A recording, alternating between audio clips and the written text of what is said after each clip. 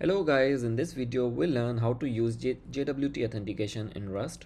So we'll create a couple of endpoints, one to generate our token and another will be to use our token and verify the claims. So let's get started. So first of all, we will move to our cargo terminal file and here we need Tokyo as our async executor and features as full. Then we need Axiom for our web server. Then we need JSON web token, and then we need is Saturday JSON and Saturday for JSON parsing. Let's build it. If you are using another ID, just do cargo build. Once the project is built, we'll move back to the project explorer, and here in the SRC we'll add another module and we'll name it as model.rs, and here we'll add a few of our models. So the first one is pub struct login info, and here we'll add pub username as string, pub password as string, and on the top we'll have the attribute of derive, and this we need only deserialize because the user will pass this information and we just need to deserialize it. And the second one we have is pub struct login response, and here we have pub token string, and this one we just need to serialize because this one is the response that will return to the user with the token. And finally we have pub struct claims, and here we have pub sub string, pub expiry usize, and here we will have derive, and we'll add serialize and deserialize both. So this is our model done. Now let's move to our controller. So move to the project explorer and add a new module named controller.rs. So here we'll have a couple of handlers. First one is async fn login handler, and here we have JSON login info, and we have JSON of login info, and in the response we'll return result of JSON of login response, or we'll return a status code. In the second handler we have async fn, let's say get info handler, and here we will get nothing, but we'll just return result of JSON of string or status code. And here let's add the implementation later. Move to your main.rs, async and Tokyo main. Let's quickly spin up the web server. So we'll add let app router new route. Here we'll add /login, and /login is a post endpoint which uses the login handler. We need to add pub here to make this publicly accessible. So now we'll use here login handler, and similarly for here we'll use, let's say get or just let's say /info, and it's a get endpoint, and we just use get info handler.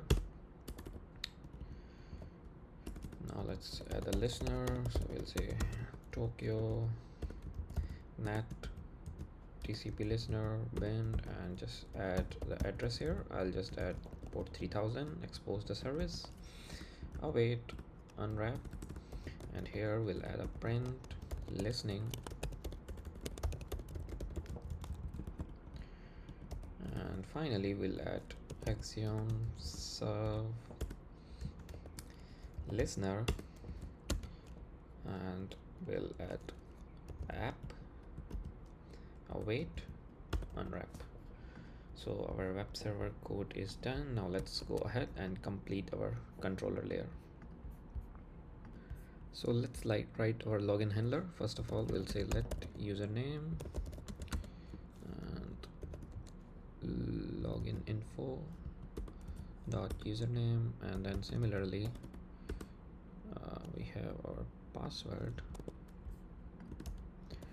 let password and login info dot password. And now let's verify if it's a valid user. For that I will just add a dummy function here, but again in the real world we will use like db to verify if it's a valid user,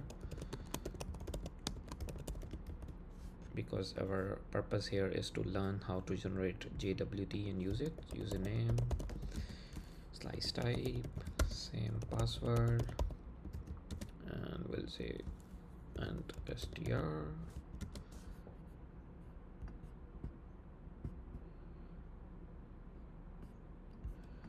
and then we have to return, let's add fn. Okay, so again, because I don't have a db here, so I'll just say username not equals to empty and password is not equals to empty, so it's a valid user. But you can also add a db layer to verify this. So here we'll say let is valid and is valid user. Here we'll pass our username, password. So if it's a valid user, then we have to do something, and if it's not a valid user, then we have to return error of status code unauthorized. And let's okay, so first of all here we have to add let claims, use our claims model that we created, and here in the sub we'll use username dot clone, and in the expiry, for expiry we have to use chrono, so let's add it first for the dat. So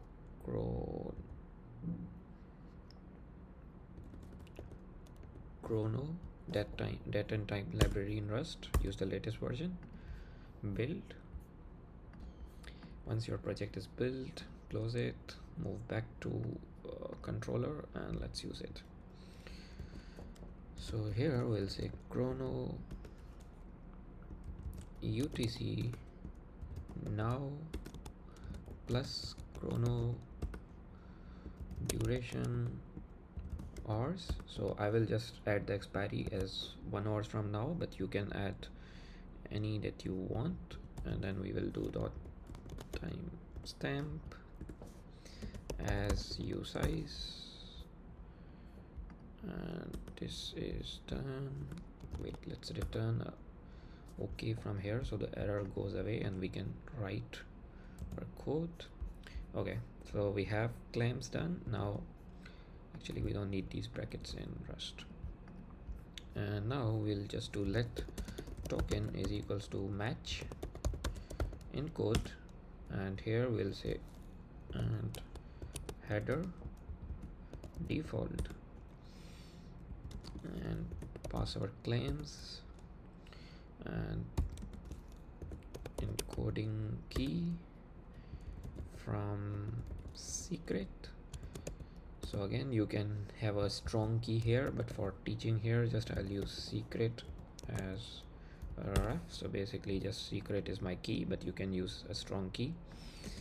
Once we have that, here we will add the cases for match. So if it's a okay and we get our token, in that case we will just we'll just get our token. If we didn't get a token, then in case of any error we will go ahead and println our error. Let's add error generating token, and here we can print our error. And finally Once this is done, we'll just return from here with an error and status code as internal server error. So this is our second case done, and once we have the token, so here at the end we will just return OK of JSON of login response, where we'll use our token. So if we are successfully able to generate our token, we'll just return the token. If the user is not found in our DB, we'll return unauthorized. Here, let me add a comment as well. Check in DB mocked.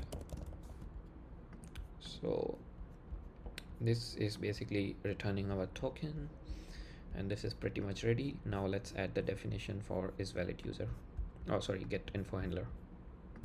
So here, first of all, we'll add if let sum and auth header. So let's extract our header. We'll say we'll pass headers map here for all the headers, and then we'll say header map dot get and the name of our header. So it's authorization header that we are looking for, and if we get that, we do all things here. But if we don't get that, we'll just return status code unauthorized, and let's wrap it in the error. Okay, let's verify our token. So here we'll say if let OK auth header str is equals to authorization header or auth header to string, and if we have that, we'll say if auth header str dot starts with, because it's a bearer, so it should starts with bearer. If it not start with a bearer and a space, then we cannot use it. So if we can use it, we'll just say let token is equals to auth header str dot trim start matches bearer, and actually wait, we just have to do here to string, it's not a condition. And then let's validate. So we'll say match decode, and here we'll say claims that we have, and token and decoding key from secret. So again, if you have a strong key, you can just give here. I'll just use the same I use for encoding. And once we have that, the final thing is and validation default. So let's use the default validation. So if it's okay, we will just do and return some info. So we'll say you are valid, here is info to string, and then I'll just return OK of JSON of info. If that's not the case and we get an error, then let's use the same eprint to print our error.